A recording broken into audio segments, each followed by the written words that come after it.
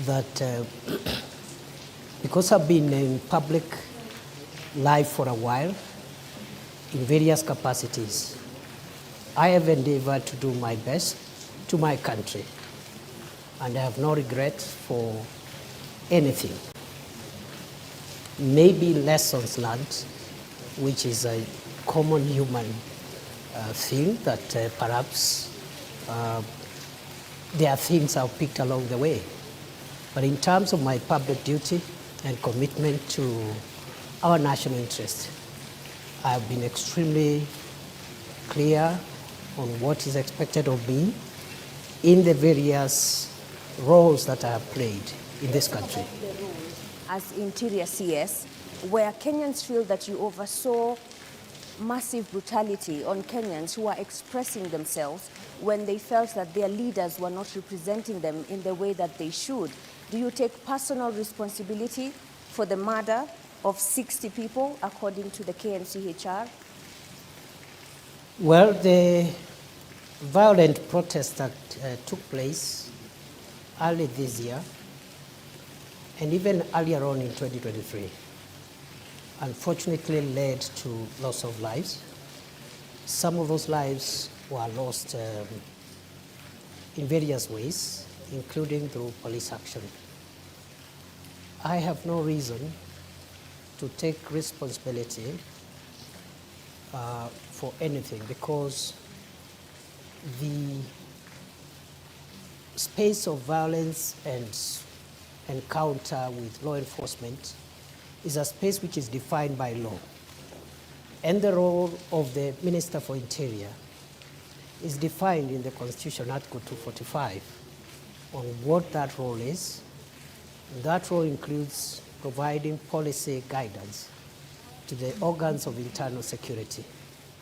The role of police operations are protected through the mandate of independent command of the Inspector General, and therefore police operations, especially in engaging protesters or people who are seen as breaching the peace, is the province for the independent command of the National Inspector General of the National Police Service.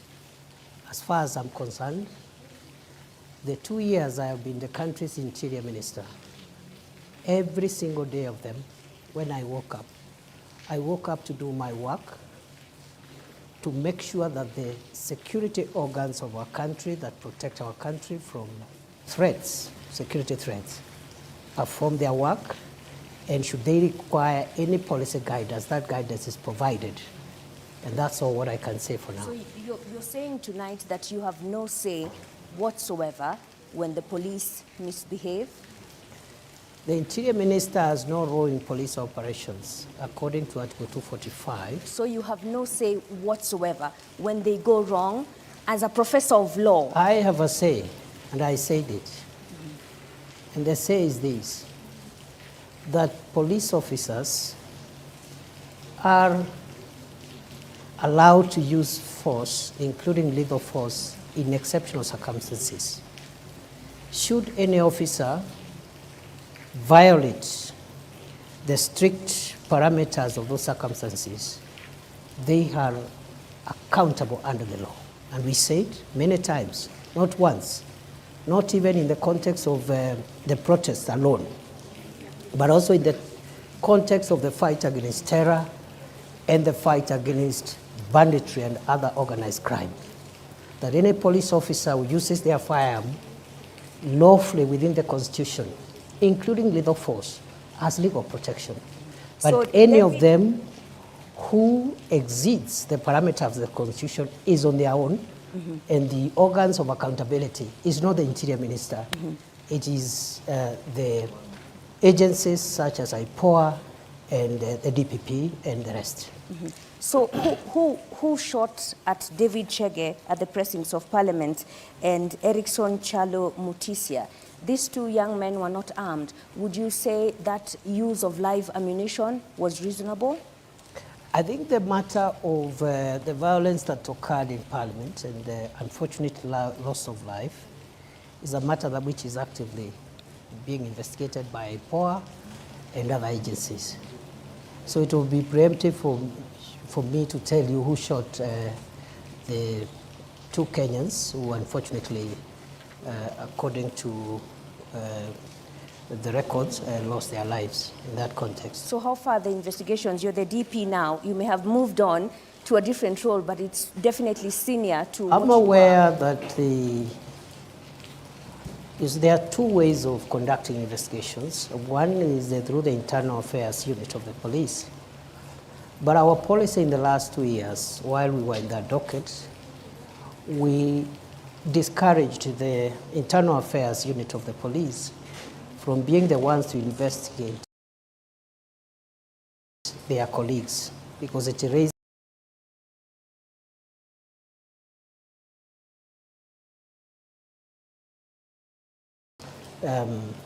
perceptions of bias. So we encourage the Independent Police Oversight Authority to be the one to do the investigations.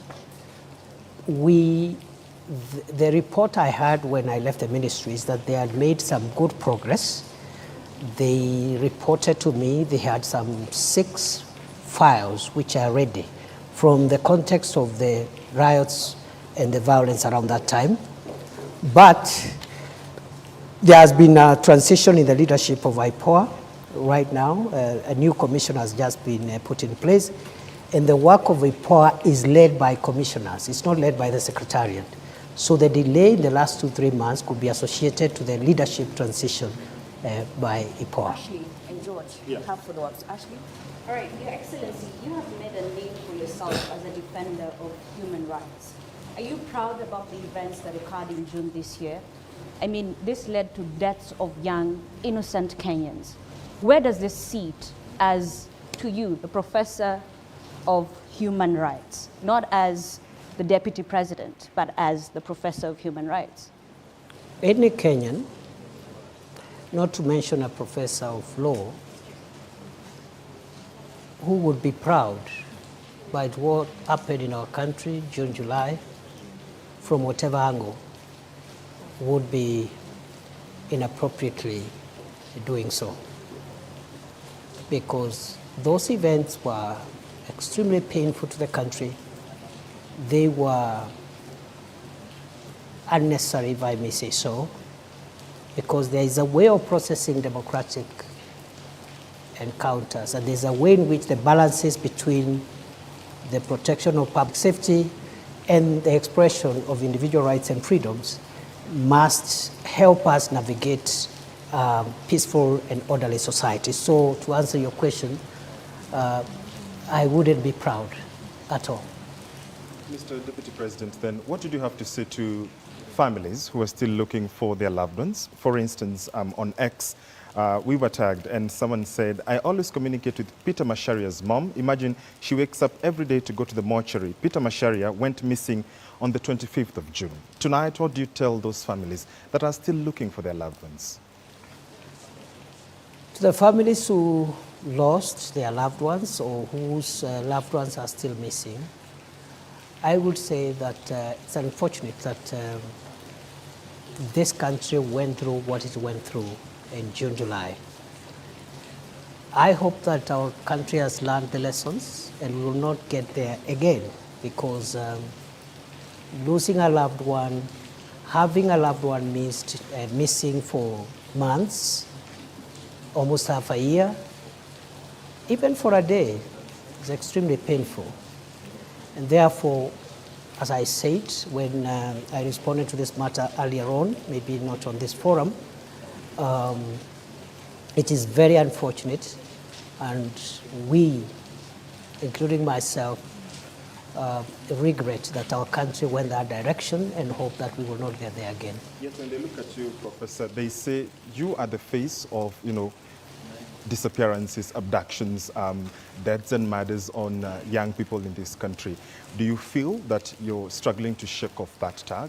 Not at all, Okay. because it is not true. So I don't struggle at all. So then Your Excellency, the families that were bereaved pleaded with the government of the day to help them with burial expenses. Did that happen? How much was spent? And there was a committal to compensate families that lost their beloved ones. What's the status of that, Deputy President? To the best of my knowledge, a number of families were given modest ex gratia support on a request basis and on a basis of confidentiality, because what the state does in a situation like that, when there is distress in the country, citizens are facing distress, we go out of our way for ways of supporting. But normally that support is support which, first of all, is not budgeted for, so we have to look for ways of, within the security budget, absorbing some of those costs. And if I recall well, a number of families were supported on an ex gratia basis. The question of compensation is a little more complex and will require guidance, because no law would allow expenditure on compensation for events similar to what we had. I am aware, even in more extreme cases like terrorist-related deaths and injury, it is anticipated that victims of terrorist crimes and other violent acts would be compensated. And I think when we left the ministry, we were trying to develop regulations on the operationalization of Section 49 of the Prevention of Terrorism Act. And I think that can form a basis of thinking of how else or in which other circumstances perhaps extreme cases of loss and injury could be compensated. So that's a discussion we are having, and I am more than willing to follow up. Even in my new role, nothing prevents me from following up and ensuring that in justifiable cases which are defined by law, where injury or loss happens and the law allows, then compensation can ensue. So this evening you're telling Kenyans that the bereaved families will have to wait longer until the law is developed. And I'm not actually asking for specific families. These are public resources for purposes of accountability. Once again, how much was spent to settle the burial expenses? I wouldn't know, because it's not, you know, there's no vote called burial expenses. There's no vote like that. So this is ex gratia support, not just for these cases, many other cases every day that the state deals with are done ex gratia within the security operations budget, and therefore it's not possible to pinpoint this amount was used for burial because of the lack of a specific vote line. On the time frame for compensation? What about? What time can they wait? For how long can the law be developed? I am not sure, but we will do our best to make sure that cases where we form consensus, national consensus that require compensation are onboarded, because even in the extreme and glaring cases of terrorism, I've told you, it has taken, I think now, quite a number of years since we enacted the Prevention of Terrorism Act to operationalize that section. So I'm hoping perhaps within the year, within the coming year, we can work with the new leadership in that ministry and other stakeholders in the normal way government works and process perhaps regulations on the operationalization of some of these issues. As to whether that can be expanded beyond terrorism-related incidents, that is a discussion again which we can open up to stakeholder input and have it dealt with.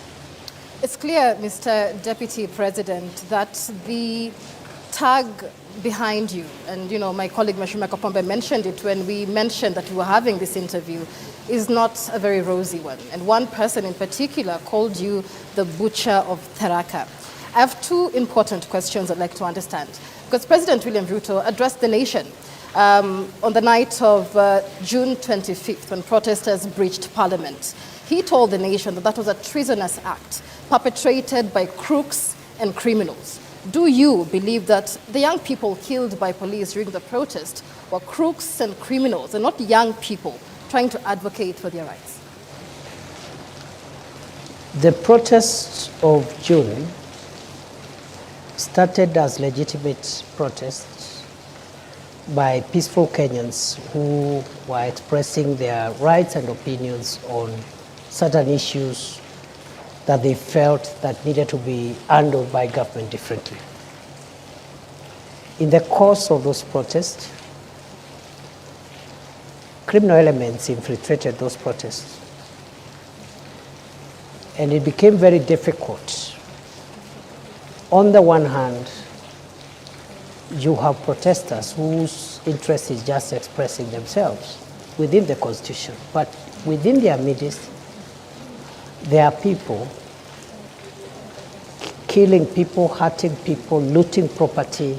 And that's how Parliament was breached, because protesting does not include breaching in Parliament, which is a restricted access facility.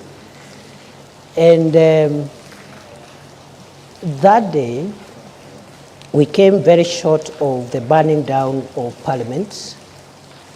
And in the process, the chambers of the Chief Justice were also vandalized by protesters, broke the wall, broke windows and doors, and stole water and other items. So the point is, how do we balance going forward? They need to protect the right to protest, but at the same time ensure public safety. Other countries have had their occasions, like the Americans had on 6 January 2020. Similar situation. People are unhappy with an election outcome, and they just venture into constitutional institutions and run amok and bring violence. So it is unfortunate we had that mix-up between honest, legitimate protesters and cruel and dangerous criminals who really caused a lot of pain, death, destruction, and almost put down some of our institutions established under the Constitution. There's been many questions over who gave the shoot-to-kill order. Was there a shoot-to-kill order? And was it a show of culpability for security agencies under your command that warranted the presence of the military, the Kenya Defense Forces, to quell the situation? There was no shoot-to-kill order. And the Interior Minister does not command the operations of the police. This is spelled out in Article 245 of the Constitution in very clear terms.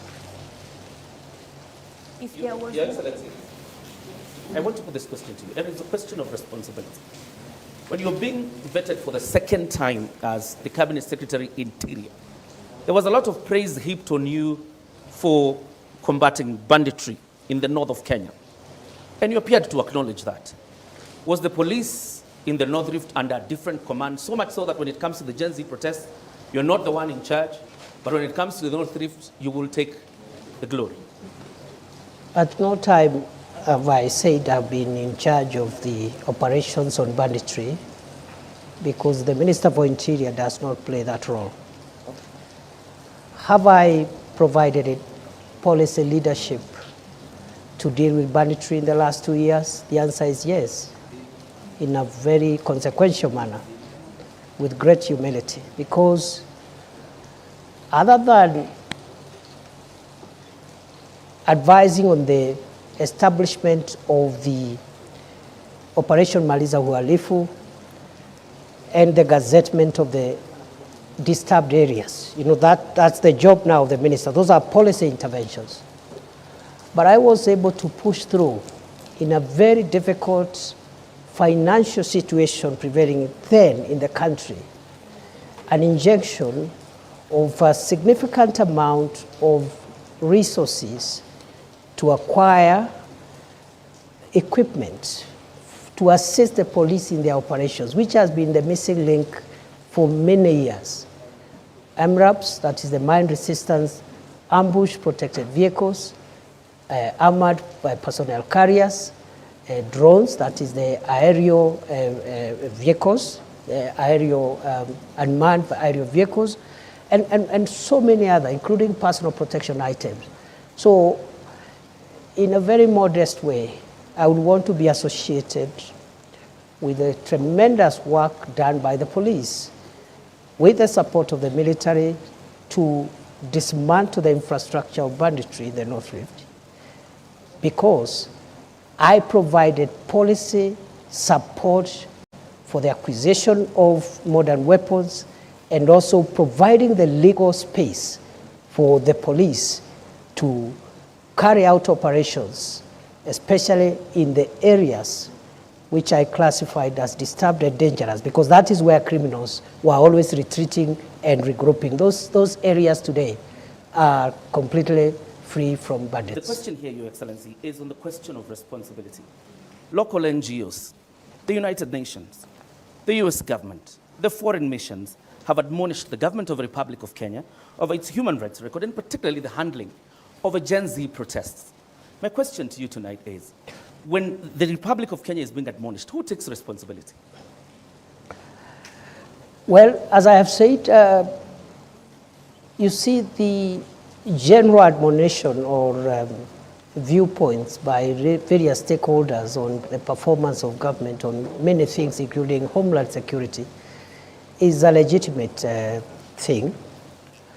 But the question of responsibility arises when one believes that there is something they have done wrong. It doesn't arise when someone's conscience is crystal clear. They have not done anything wrong.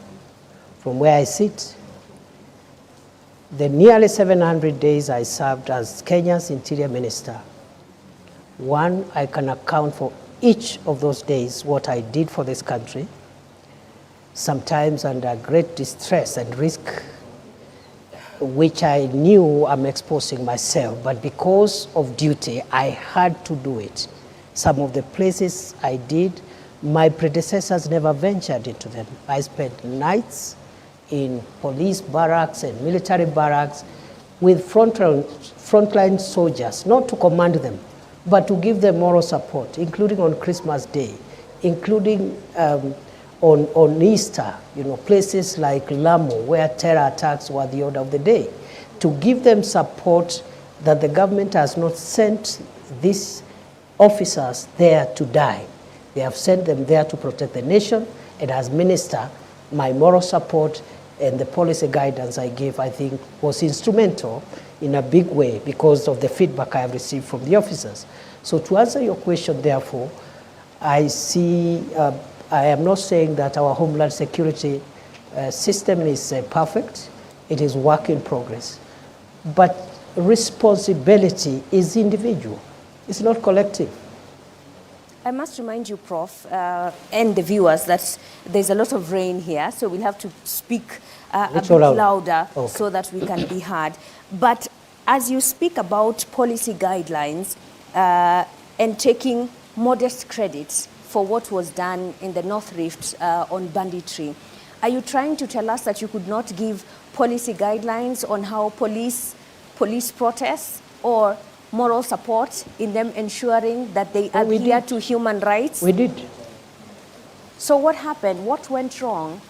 What went wrong is what goes wrong when maybe, the operations, security operations are intense and emotive operations. It's not somewhere where an officer will be told, when you reach there, do this, do the other. So what we have are general policy guidelines. For example, the use of lethal force is reserved when to apply when the life of the officer is at risk.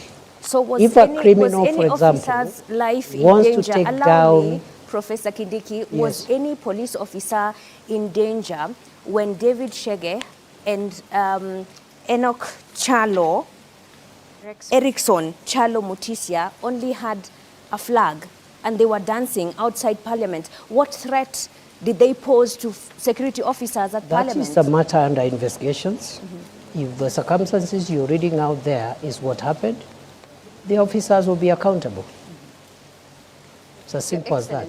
And how long will that take? As soon as IPOA completes the investigations and forwards the files to the DPP. Criminal investigations are complex.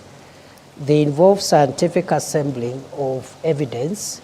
It is not enough to rush suspects to court only for cases to collapse. And it is not uniquely a Kenyan issue.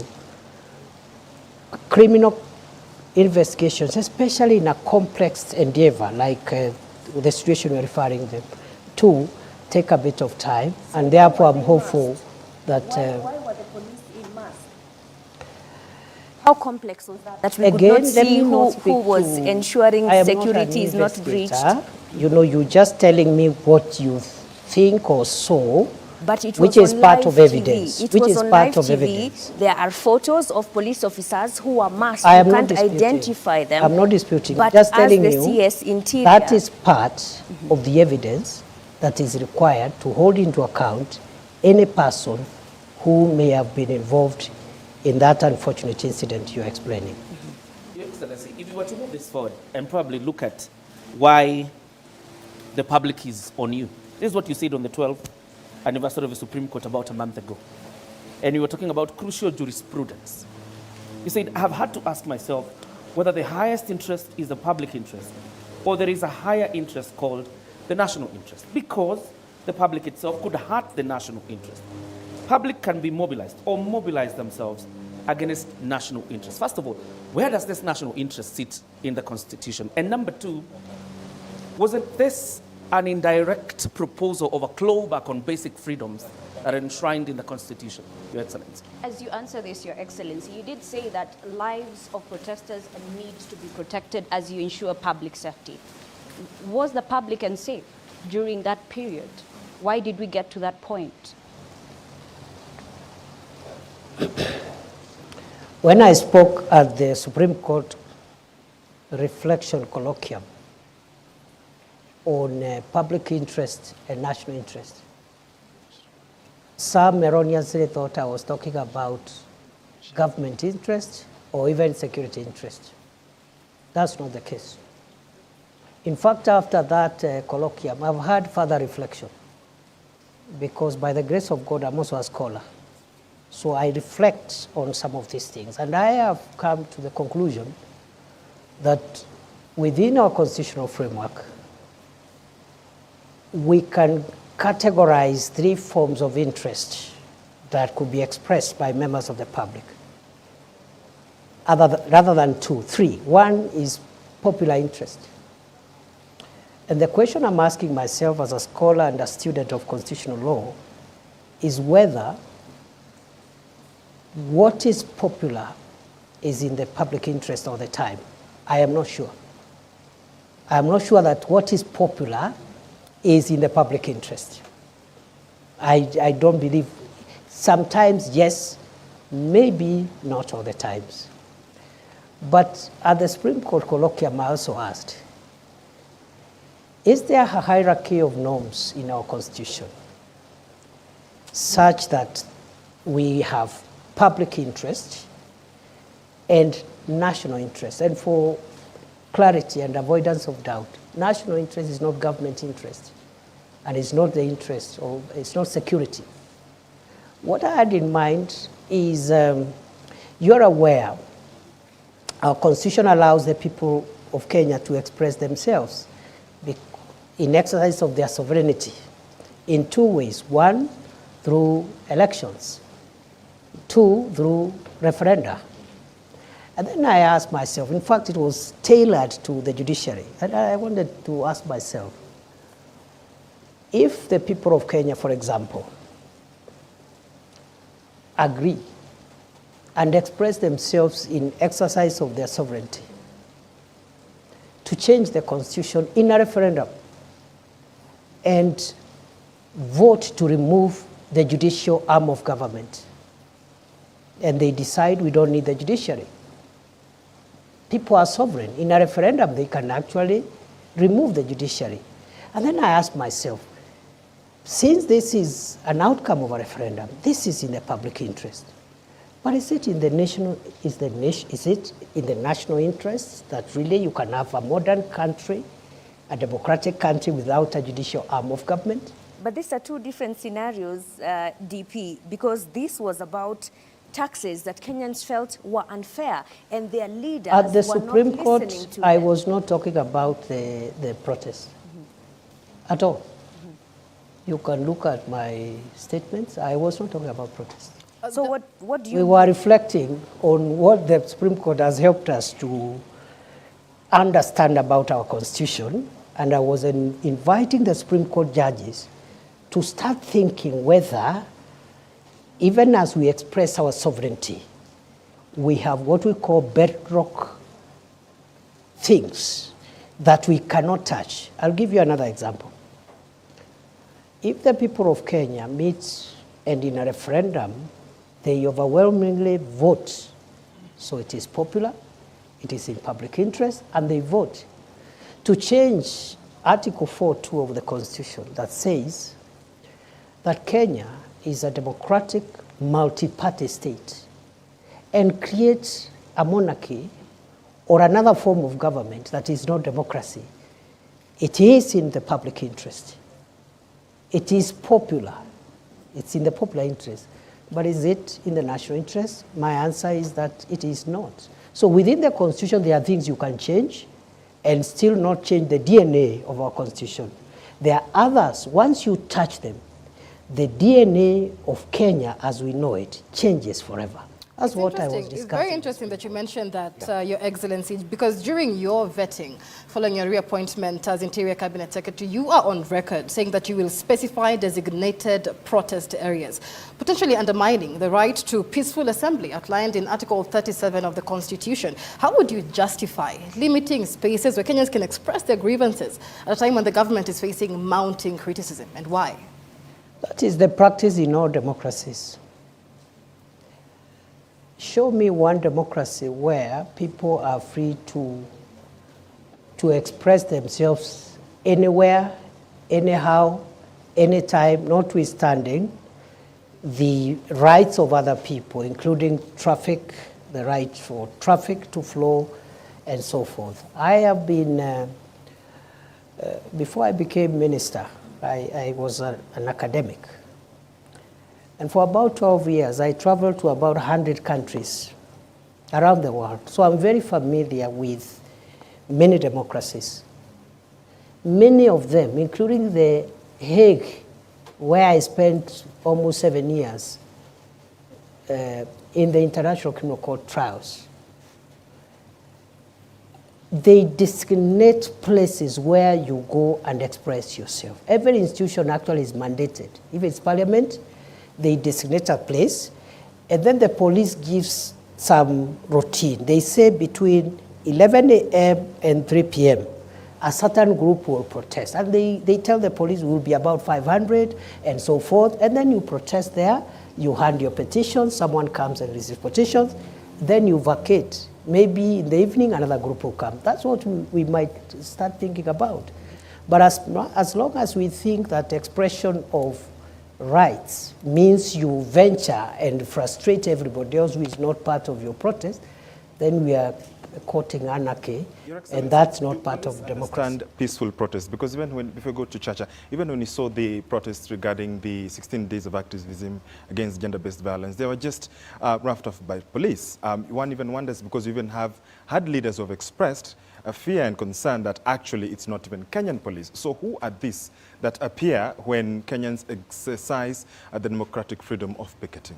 The example you have given was regrettable, and government has already addressed itself to that issue. The Principal Secretary for State Department for Internal Security did Don't you think the precedences are too many? Not really. I don't think so. And I think with the apology that the State Department gave, I think Kenyans should give government the benefit of doubt. Mm-hmm. Because if the intention was to keep on doing this thing, then an apology was unnecessary. If you know you're going to do it again, you just keep quiet and do it the following day. Did you realize this only when you became the interior boss? And despite having served in various capacities in the leadership of the Senate, you didn't think of introducing that bill then? In 2015, I introduced the Homeland Security Bill, which, as leader of majority in the Senate, which was taken up and became part of it is what became the miscellaneous security laws of 2014.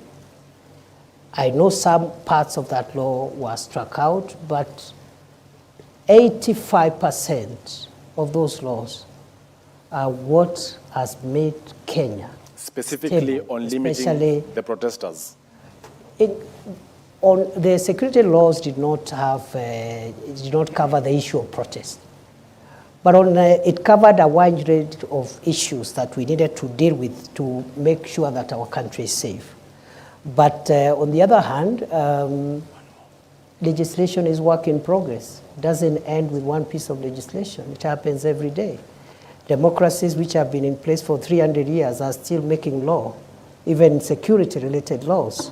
So I did my bit in certain aspects, as the example I've given you, but it is not true that when somebody serves as a member of parliament or Senate, everything that needs to be legislated will be done during that time.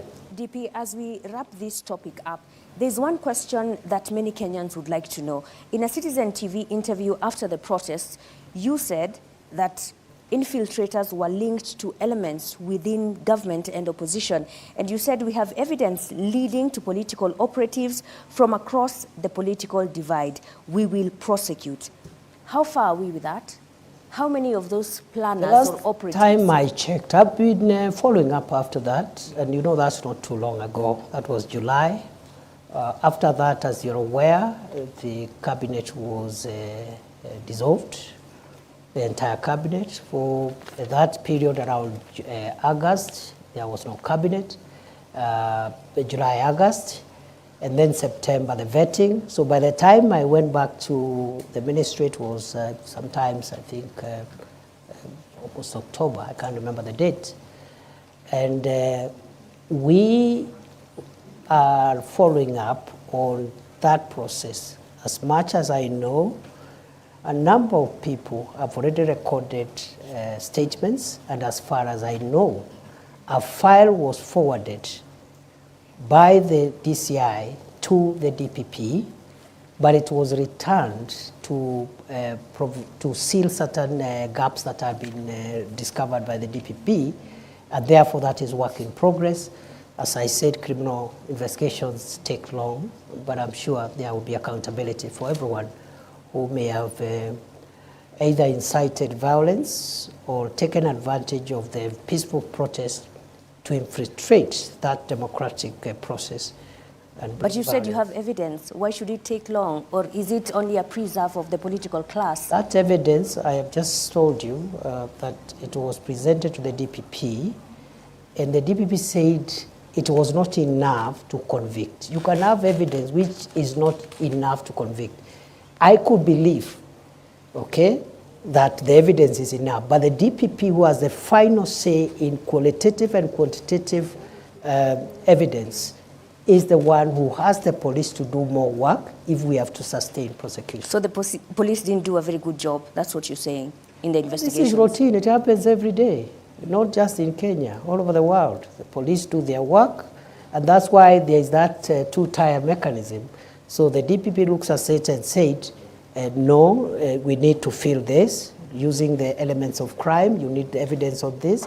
So we cannot say the police didn't do a good job. It happens every day. Thank you. Thank you very much. We would like to move to the next topic, which is your ascension to power as the Deputy President and the politics around it. And this session will be led by Ashrim Mazuri. All right, Your Excellency, did you play a role in Rigathi Gachagwa's ouster?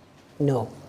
Then are you proud of the process, the impeachment process that many said were flawed that led to your ascension to power as the Deputy President? The process you are referring to, I think, involved three arms of government: the executive, the judiciary, and the legislature. To that extent, to the extent that constitutional institutions were involved and are still involved, I see no problem with that process, and if there is a problem, there is a way of remedying that problem. What about the right to fair hearing that he did not That get? is the matter before court, unless you want me to discuss the merits of the matter before court. So then what's your relationship between you and the ousted, impeached Deputy President? As it was before. Are you friends or not? We are good people, we're good friends. I have no reason to complain in the past, present, and even in the future. Was there a handover? Yes. An official handover? Was there official handover? There wasn't an official handover because the former Deputy President is in court. You wouldn't expect him to hand over if he's in court. Your Excellency, which IEBC cleared you? Did you take your papers there? How were you cleared by the IEBC? There is no requirement to clear a Deputy President who ascends to office by virtue of Article 145 read together with 150. But the What President's memo- requires the clearance of IBC is the President and the Deputy President in an election. The President's yours memo was to different. Parliament, Your Excellency, indicated There that was your no nomination election. was cleared by IEBC. There was no election. I assumed office through a process different from a process following an election. Is it an indictment of the judiciary, Your Excellency? Because the former Deputy President, through a court process, is actually outside.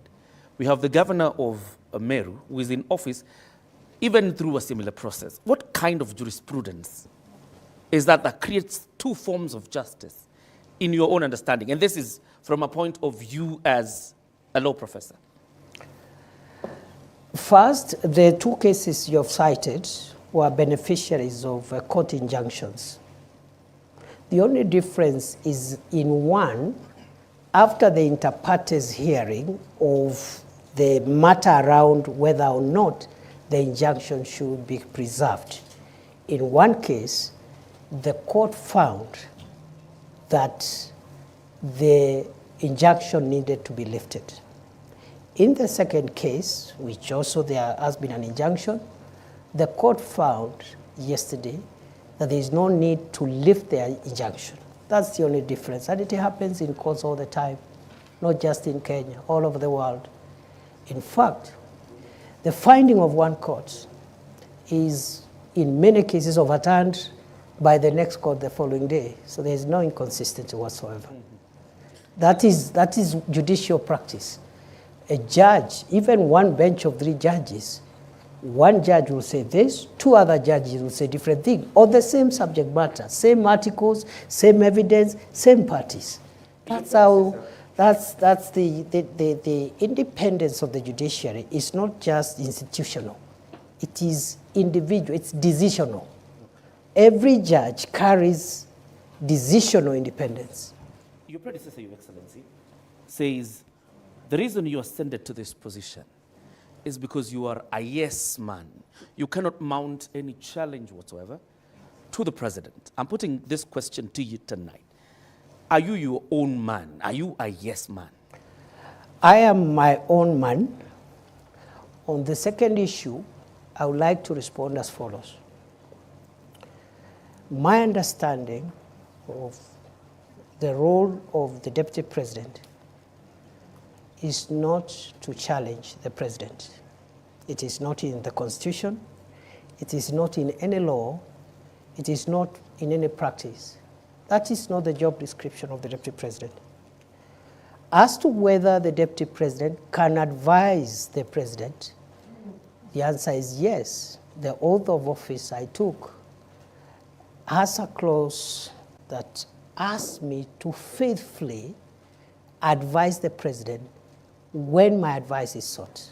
So then where does your allegiance lie? To the people or your appointing authority?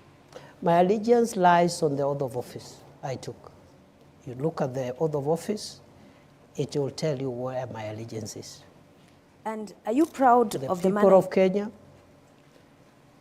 to the nation and the national interest, and when my counsel is sought by the President, I must give it faithfully. And faithfully doesn't mean that I do it on the podium. Does it But mean, it means I have to be faithful, and faithfully means it could be different from what the President thinks. DP, are you proud of the manner in which you became Deputy President? In 2022, you were a front runner to be running mate to Dr. William Ruto, but you did not get that position.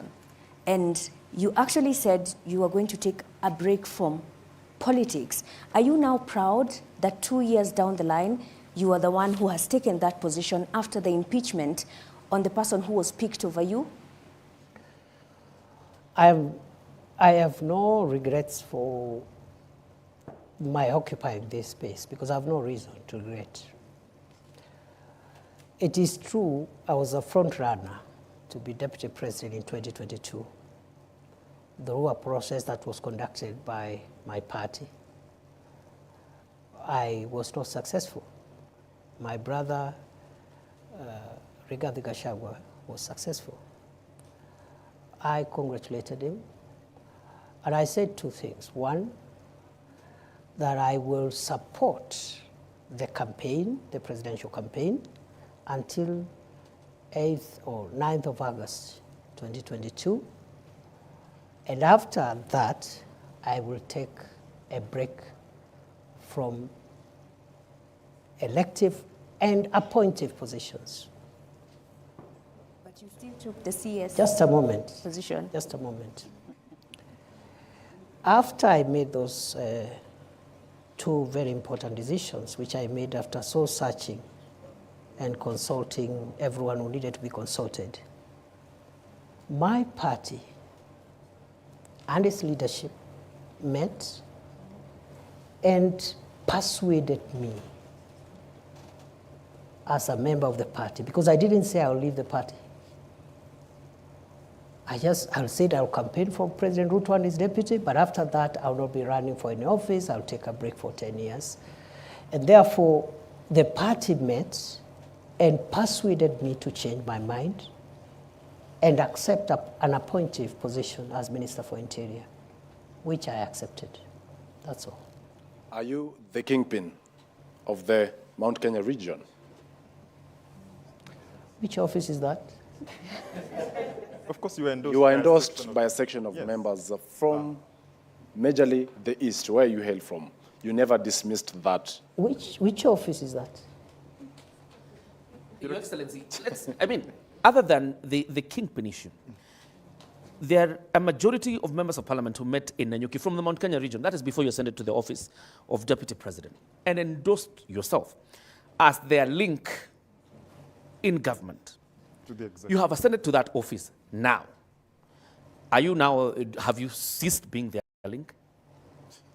Maybe you should ask them. Because I think the members of parliament, because I didn't say it, they said it. So maybe they can say it again if they wish, but to the best of my recollection, those members of parliament had expressed frustrations in getting their constituency development agenda through to government because of the breakdown of relationship they had with the former occupier of this office. And therefore, they asked me whether I could convey their needs to the president. And because I was a member of the cabinet, I saw no problem with that. But whether or not they would continue asking me to convey their messages, it's up to them to decide. Your You come from Excellency. that region. Sir, you come from that region, the Mount Kenya region. Tharaka Nithi, where you come from, is nestled in Mount Kenya region. I want to know, because Kenya Kwanza had promises it made towards the people of that region. So who will be pushing for the implementation of these promises? That region, like other regions in Kenya, has very many elected leaders. The office I occupy now as Deputy President is an office of the Republic. Unlike other leaders, for example, who have a subnational mandate. And therefore, the way I see it is that the people from the region you're referring to, which happens to be where I was born and raised, have a right, just like the people from the coast, Western, Nyanza, Rift Valley, Northeastern.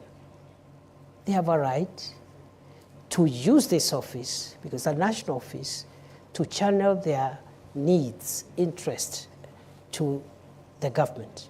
So I see no contradiction, I see no change of position, and the only thing I don't understand is this thing about the kingpin or something. I don't understand it, because there is no office like that. Well, and are you still hopeful, and do you think there is a possibility of you becoming William Ruto's running mate come 2027? How would I know? Your Excellency, then you've talked about development and, those members of parliament using this office to lobby for development. Shouldn't then development be a democratic right, so that then there is no need to lobby and to push for it? That's not true. The reason you have subnational representation of political leaders, members of the National Assembly, members of the Senate, their mandate is subnational.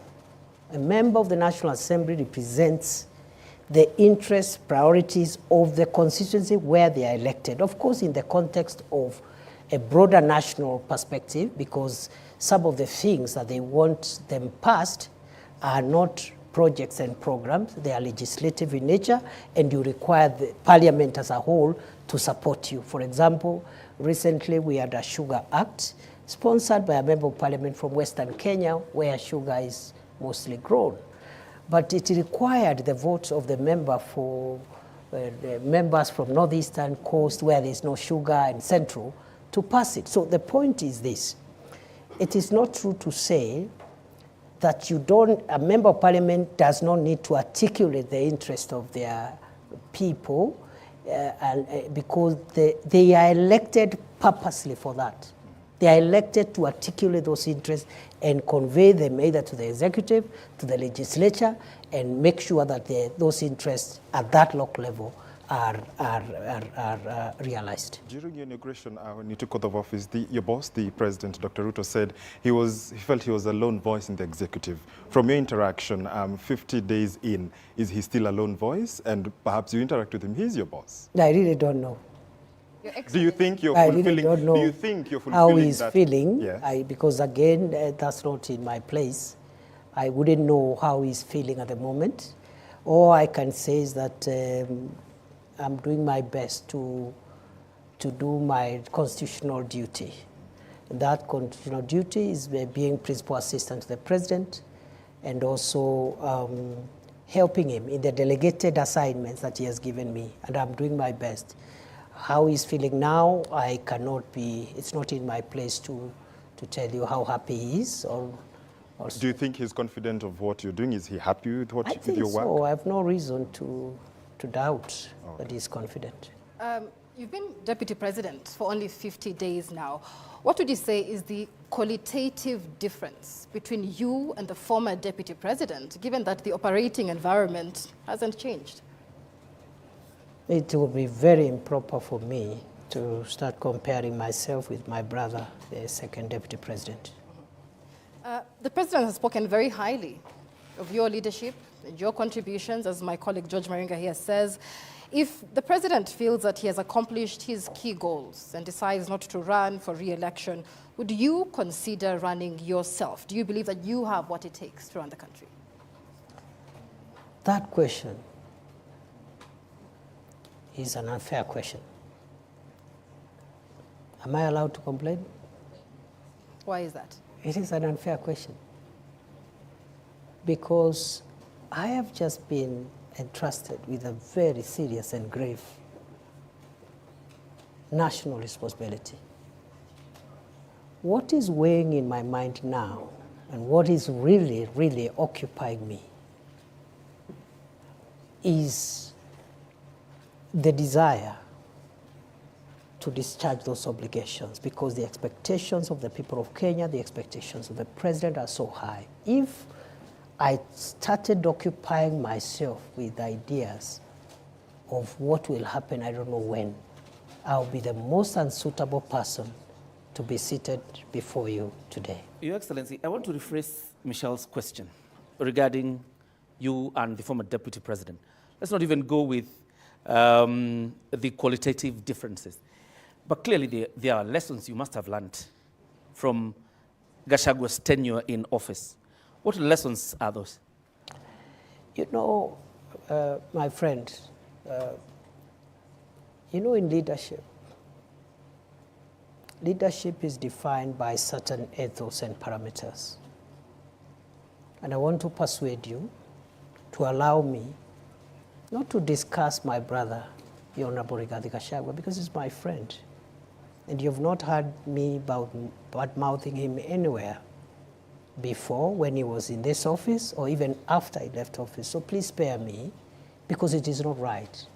It is wrong to start comparing myself with the predecessor or someone who occupied this office now or in the past, or a person who would occupy it in the future. Are you being cautious, Your Excellency?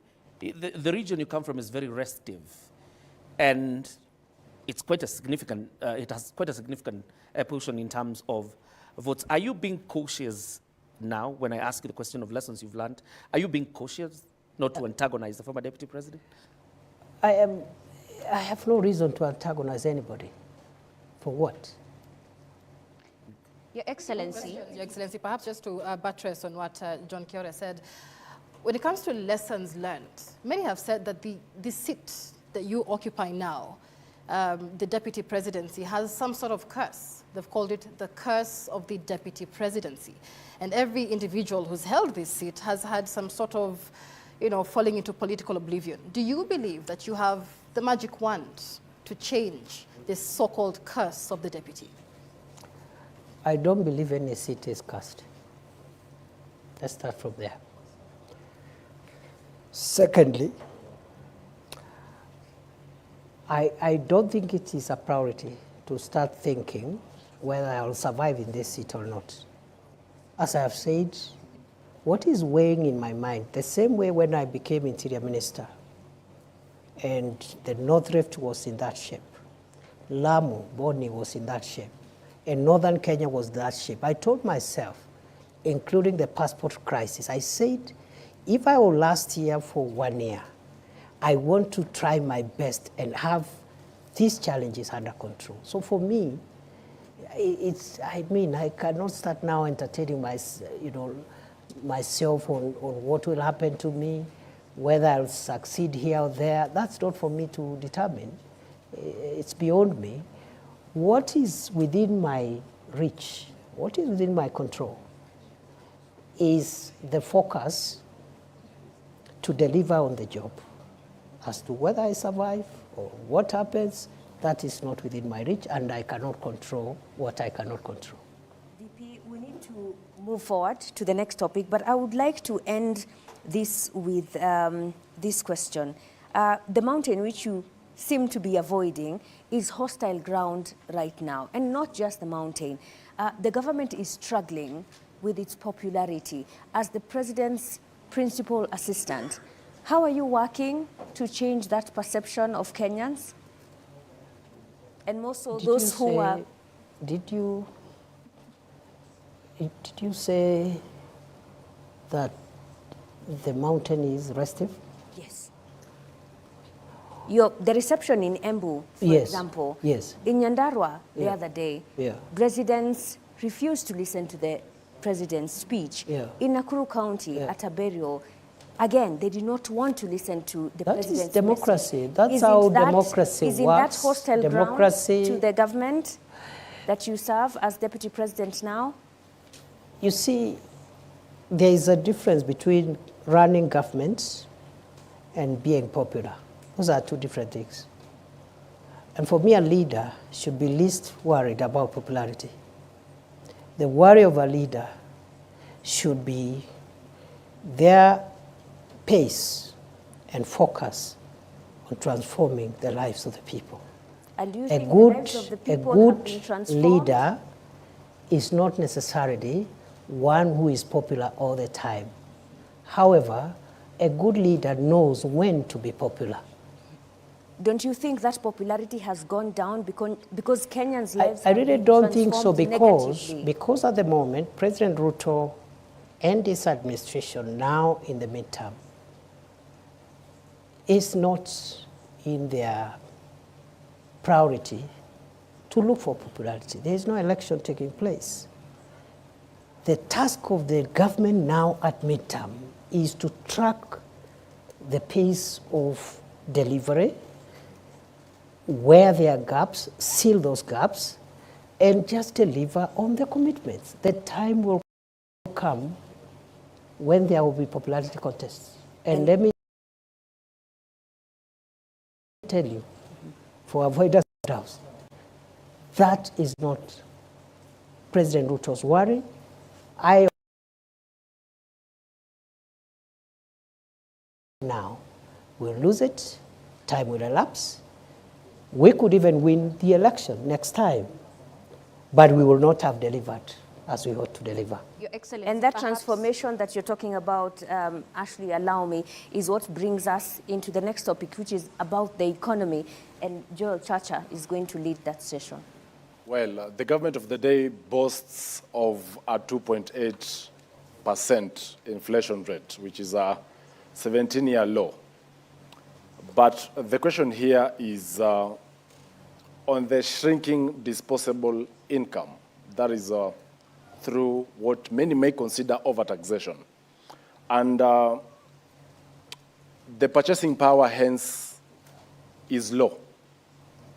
How are you working to ensure that there is money in the pockets of Kenyans? Thank you.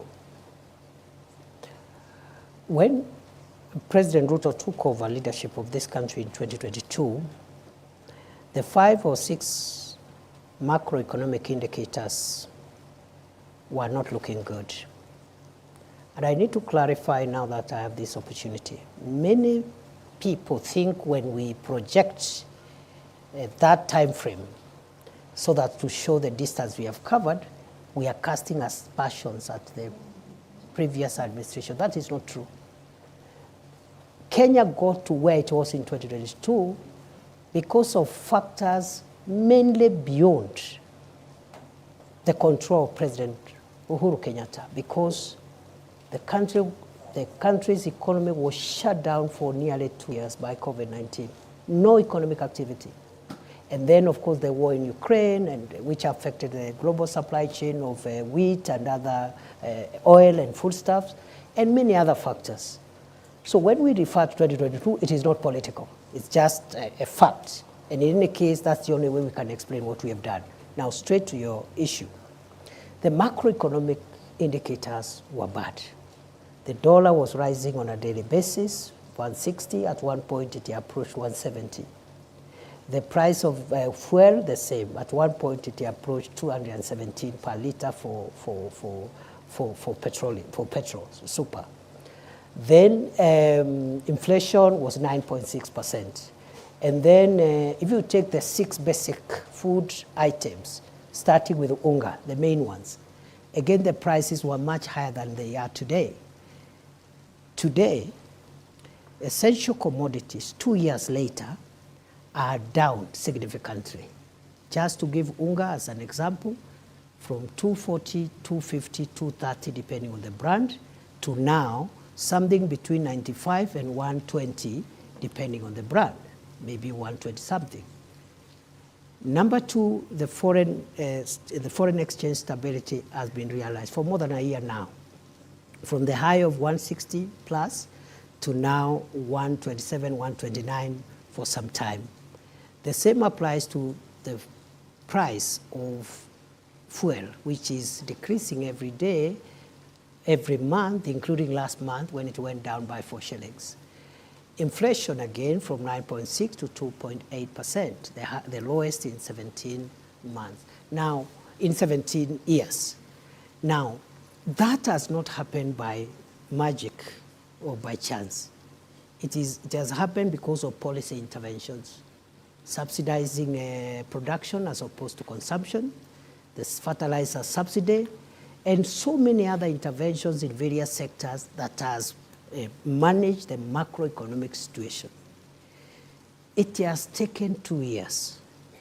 But flashback to 2002 when President Kibaki took over, when we had similar situations at the exit of President Moi.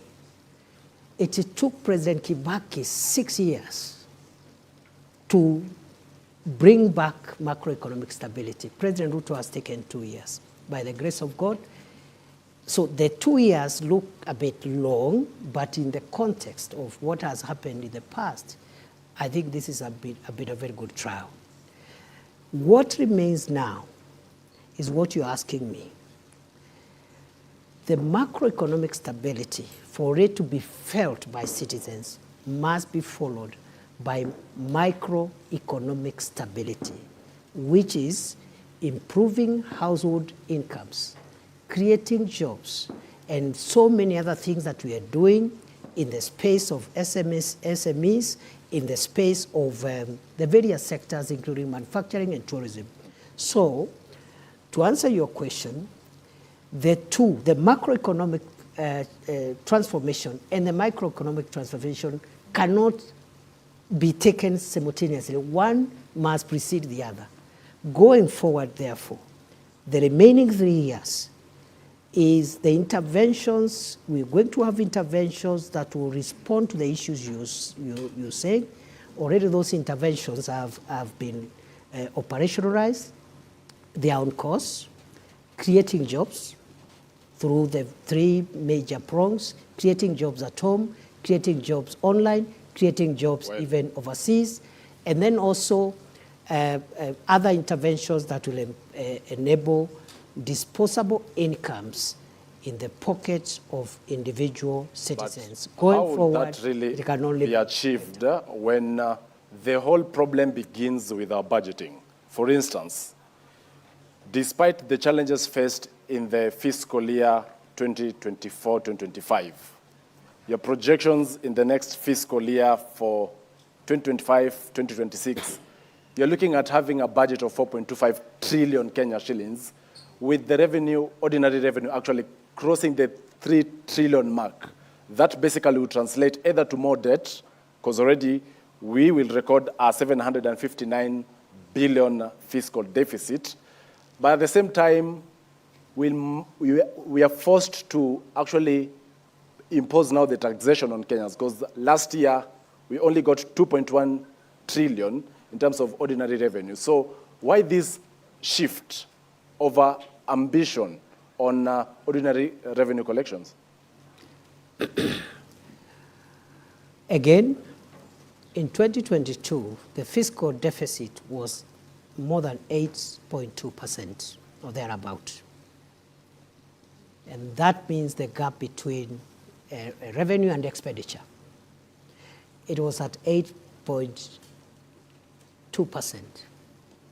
This administration in 2 successive budgets has reduced it. Currently is at 4.3. On paper, because of revenue shortfalls.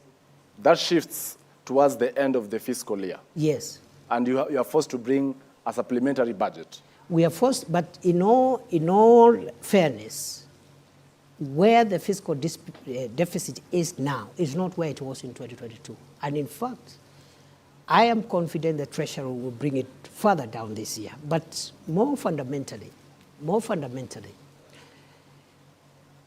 it is not in our priority of things to generate more revenue through perhaps more taxation, to answer you directly. What we are doing is that we are reviewing tax policy, because that's where you can still get more revenue, not by imposing new taxes or higher taxes, but by adjusting certain tax policy instruments that gives you more revenue. You heard the Minister for Finance and the National Treasury the other day explaining how the Treasury is entertaining a possibility. Of course, it has to go through public participation of even relooking at VAT, what the VAT should be like, maybe try to bring it down, and other taxes as one of the 5 pillars this administration is putting in place to ensure that tax is a bit more accommodating, more people are bearing the burden of tax without necessarily compromising revenue. Number 2, Kenya's debt right now is in a better place than it was in 2022. 11.3 trillion is better? It is better in the sense that, you know, debt is calculated in 2 ways. First, as an absolute figure, which is what you're citing, but also as a percentage to GDP. And in other words, many countries... At what percentage is it? Already at distress, 68%. You call it distress, it's not. If it was, the IMF would have said so, and I'm sure the IMF has not said so. Yeah, Your Excellency. They are just warned us that we need to make sure that it doesn't enter into the red zone. But 55% plus or minus 5 is what is allowed by our law. The point is, it's not even about percentage also alone. Many countries, including developed countries, are highly indebted. The US, for example, the US debt is about almost 120% of GDP. Japan is 250% of GDP. 248, 250. So and many other countries. Singapore's debt also is in the hundreds. However, what we need to do, let's agree that what remains ahead is that our revenue generation measures must not lead to higher taxes. It's not a must. Number 2 is that the area of debt, we need to be careful so that Kenya does not enter into the unsustainability zone, and we are managing that. DP, naomba kidogo, wakati ambapo tunazungumzia masuala ya uchumi, kuna wengi ambao wanahisi kwamba mnasema maneno mengi, maneno makubwa makubwa, lakini la msingi ni kwamba biashara nyingi ziko katika mazingira magumu. Wengi wamefunga biashara zao, wengi wamelalamika kwamba hawawezi kuendeleza biashara zao kutokana na zile sheria ambazo zilizoko na zile sera ambazo zinatolewa na serikali. Labda unaweza kuwaeleza wale wanaokutazama leo hii ambao wameshindwa kuendelea na biashara zao, ni mikakati gani kama serikali mnaweka ili kuhakikisha kwamba hizi biashara zinaweza kuinuka na wanaweza kupata pesa mfukoni? Asante sana. Ni kweli biashara nyingi zinapitia changamoto nyingi, na ni kweli wananchi wakiwemo wanabiashara wamelalamika na pia wametoa mapendekezo ya sheria ama sera ambazo wangetaka tuziangalie upya. Najua ya kwamba hivi sasa Wizara ya Uwekezaji na masuala ya industry ama viwanda inaongea na KEPSA. KEPSA ni ile Private Sector Alliance ama kikundi cha wanabiashara katika sekta ya binafsi. Wanajadiliana kuhusu mambo mawili, na jana wamekuja hapa kunipatia mahali wamefika katika majadiliano. Ni leseni gani ambazo tunapaswa kuziangalia upya, na vile masuala ya ile levies ambazo zinatolewa na mashirika mbalimbali. Kwa hivyo swala hili la ugumu wa wanabiashara wetu ni swala ambalo tunaliangazia, tunajadiliana na wale ambao ni washikadau, na serikali iko tayari kutoa mwelekeo ama sera mpya za kuzingatia uboreshaji wa biashara. Ile jambo ambalo nimesema, manake watu wanakwenda Krismasi hawana hela mfukoni, watakula nini sikukuu? Unajua hayo majadiliano sio ya Krismasi, ni ya kurekebisha. Januari kutakuwa na hela za karo zinazohitajika. Pia hiyo mjadala sio wa maneno ya karo, ni wa kurekebisha idara zetu na ili biashara zetu zipanuke. Nataka niwahakikishie kwamba nimesema jana, waziri wa viwanda na uwekezaji pamoja na wakilishi wa shirika hilo ambalo ni la wanabiashara wameniambia wako katika mjadala, na Januari nimeambia hao waniletee ile ripoti yao ili tuipitishe ama tuijadilie katika baraza la mawaziri. Kwa hivyo mwakani tutakuwa na mfumo mpya, sera mpya, sheria mpya za kuboresha biashara. Lakini pia kuna wale ambao wanasema, nikimalizia, kuna wale ambao wanahisi kwamba hizi biashara kuna mazingira magumu, kwa sababu wale ambao wanapata mshahara, kwa mfano, zile pesa ambazo wao hutumia kwenda kwa hoteli, kwa mfano, kwenda kununua chakula, zimepungua kutokana na yale makato ya mishahara. Kwa hivyo wengi wanashikilia zile hela kidogo walizobakishwa nazo, ndio maana hizi biashara hazisongi mbele. Unasemaje kuhusiana na hili? Unajua, nimesema ya kwamba Wizara ya Hazina ya Kitaifa imesema ya kwamba iko na mambo manne ambayo inataka kushughulikia ili kujaribu kusawazisha maneno ya kiuchumi na kuhakikisha wananchi wamepata nafuu ya kiuchumi katika household, yani katika individual level, kwa sababu tumekuwa tukikabiliana na mambo ya kijumla. Sasa tunakabiliana na mambo ya kibinafsi, na kati ya hayo majadiliano kutakuwa na sera mpya za mambo ya ushuru na mambo ya kibiashara. Lakini la muhimu zaidi ni kwamba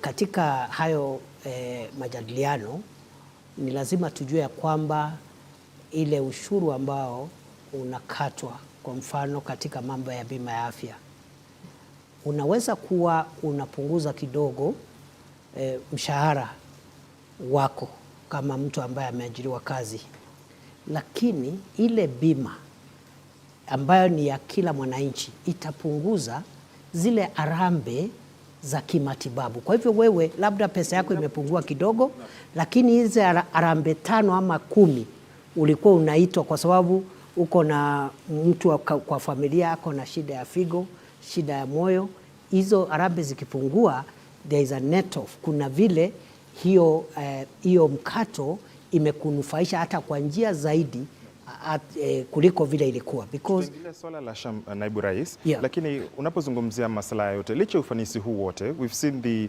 President Dr. Ruto say we are proud that our sister country of Tanzania is now leading in our business engagements. The success of Tanzania is the success of East Africa. Businesses have been, closing shop and going to neighboring countries. So you're speaking of this, and KEPSA has talked about it, that the government seems not to be listening to those who run businesses, that they're escaping to other countries. I've just told you we are having a conversation with KEPSA. Why don't you call them after this interview? We did speak a few weeks ago with Bimal Shah. Should have told you that they are engaging. And he did say that, whereas that engagement is happening, it is not... 2 areas. One is the regulatory. They say there is multiple regulation, or what they are calling over-regulation. The second issue on the table is on taxation.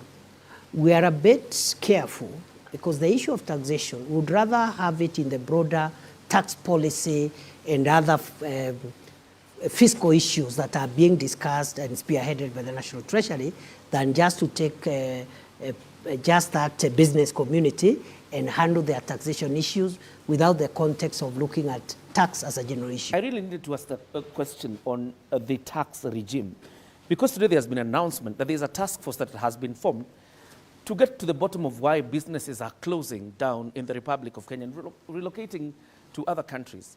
Your Excellency, doesn't that sound absurd? Why do you need a task force to establish why businesses are closing when all you can blame is the taxation regime? You need to, because this is something that has happened for the last 20 years. It has not happened this year.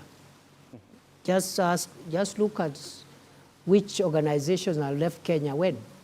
The last 25 years. And that's why the contribution of our manufacturing sector to GDP has dropped from as high as 12% many years ago to 7.5% On the pending bills. So it's an accumulated problem, and I think there are no quick fixes. The best way to do it is to just analyze all the factors and bring recommendations that will last us another 40, 30 years.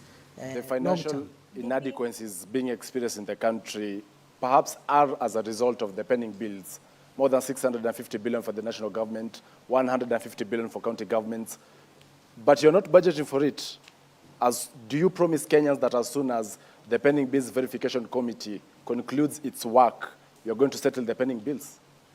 We will implement the recommendations of the pending bills verification committee. Thank you. DP, tumebakisha dakika kidogo kabla ya kufunga, lakini hii leo kumekuwa na mabadiliko katika baraza la mawaziri, na kuna wengi ambao wanahisi kwamba the appointments that have been made seem like a harvest just 10 days after President William Ruto met retired President Uhuru Kenyatta, and all those appointed to the cabinet and board chairs seem to be from Mount Kenya.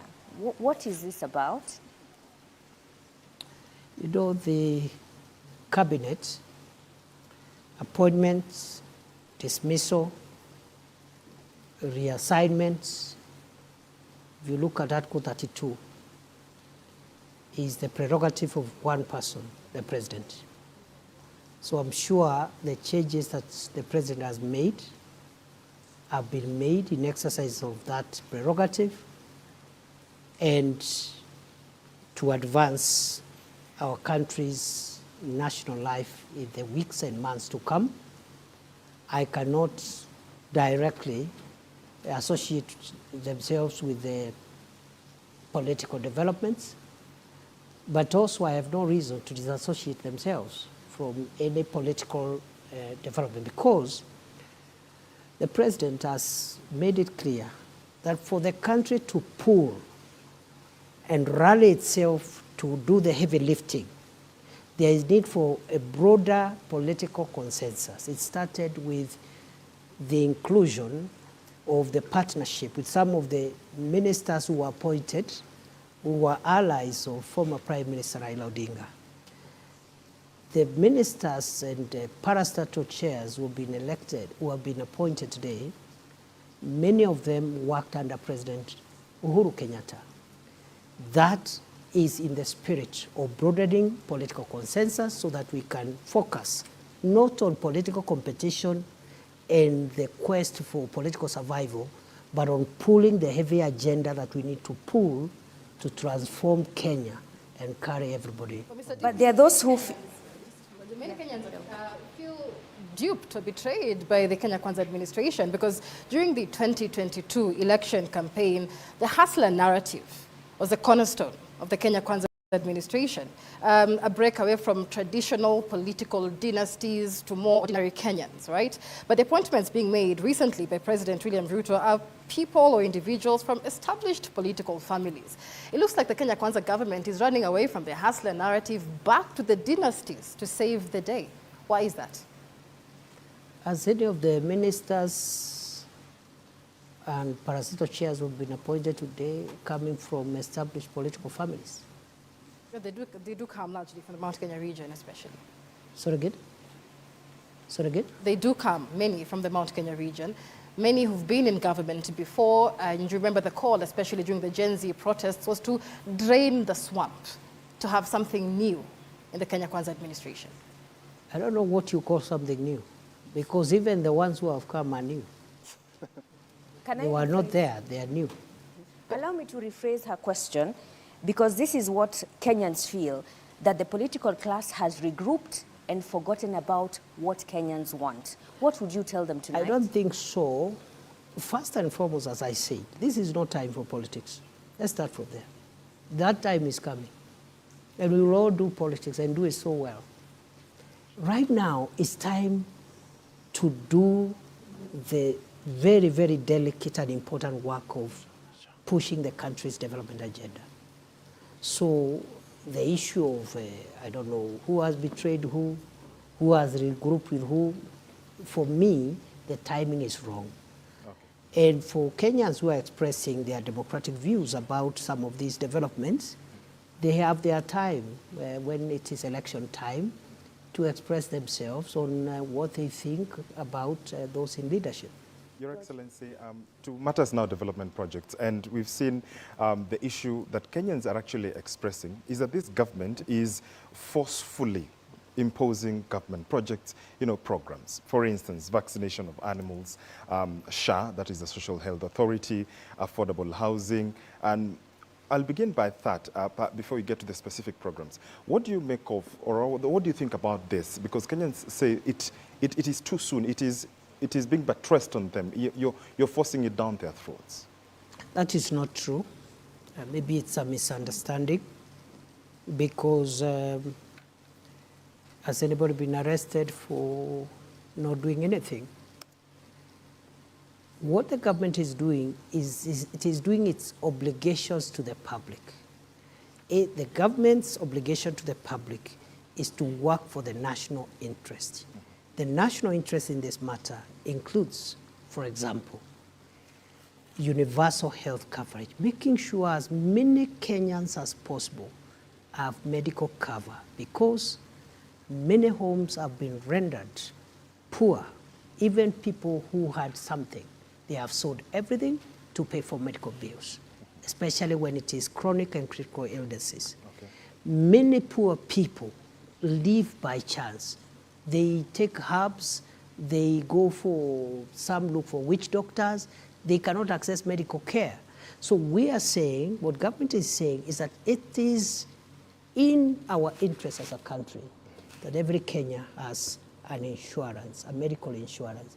It is not taking people to court for not having a medical insurance. Those are two different things. Okay, fine. The same with vaccination.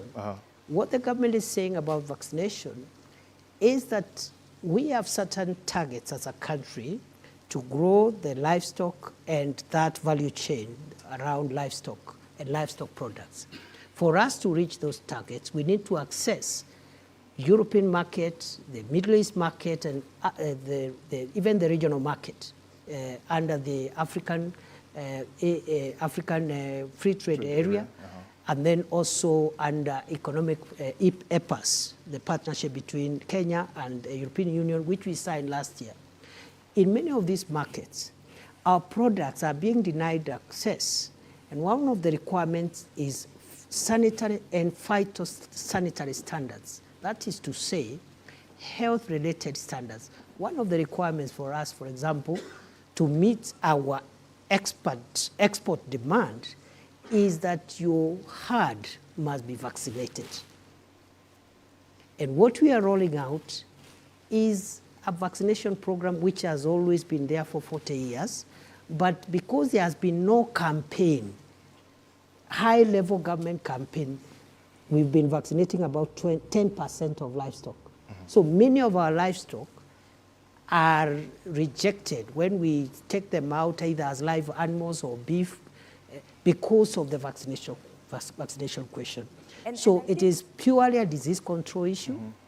The vaccine is developed by Kevevapi in Kabete, by Kenyan scientists. It has always been used.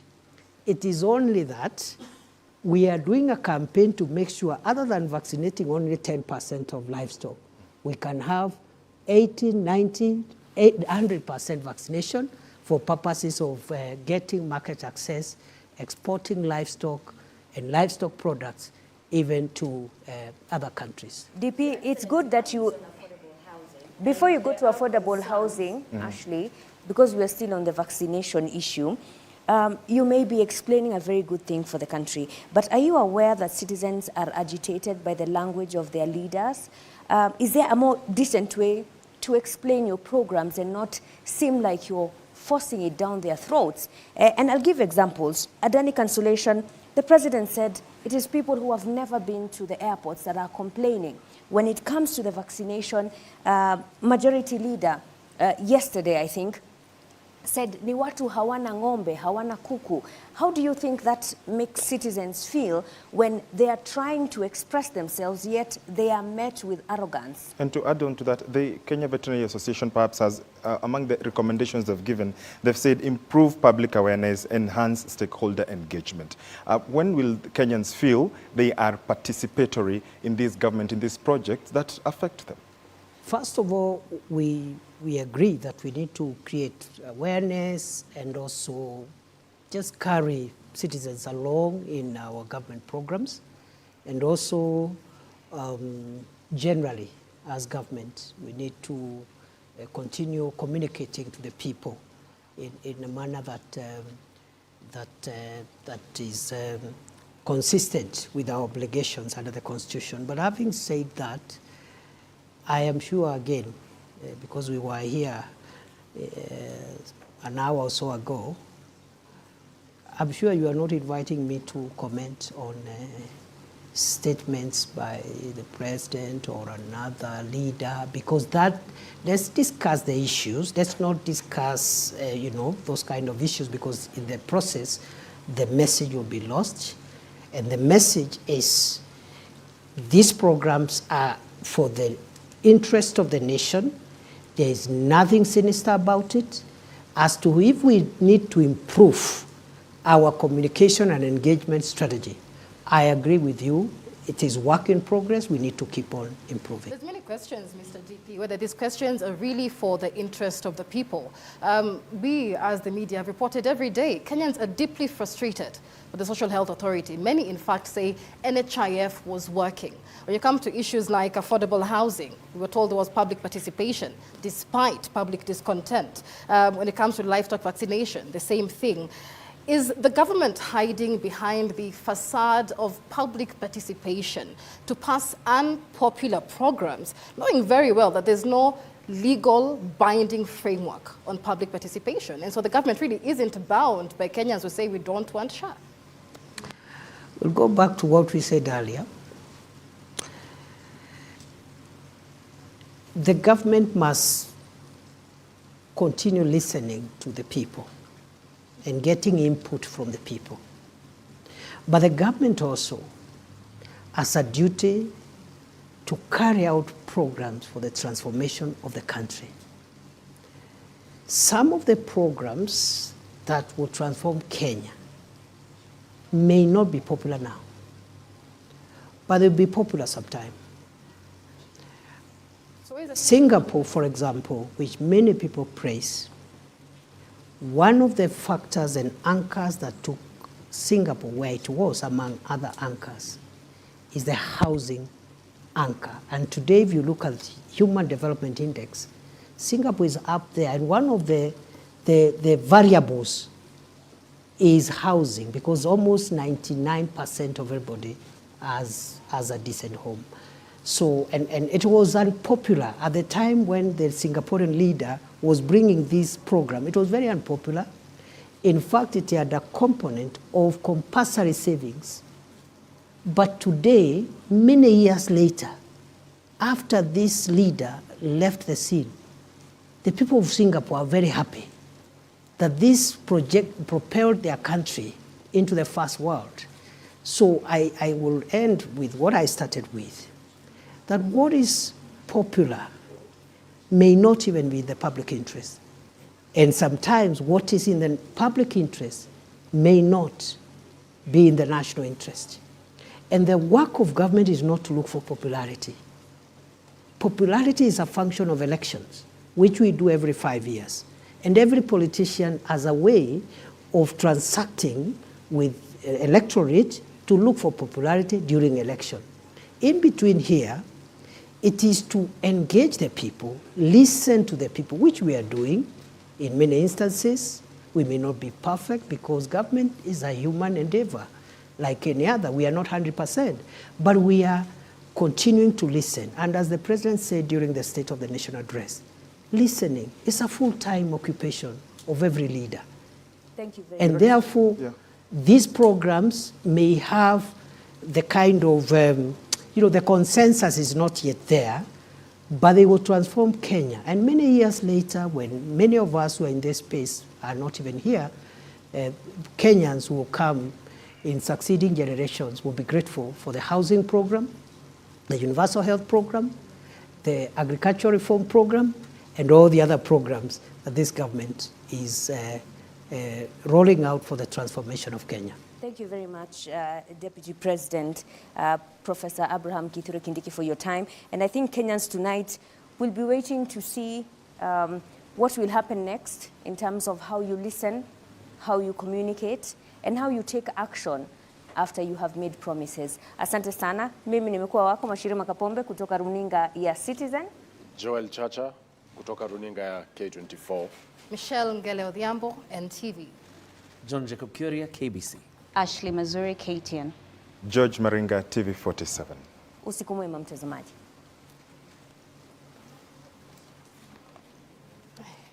Chacha, you finished your water. What point? I assume as Deputy President of the Republic of Kenya.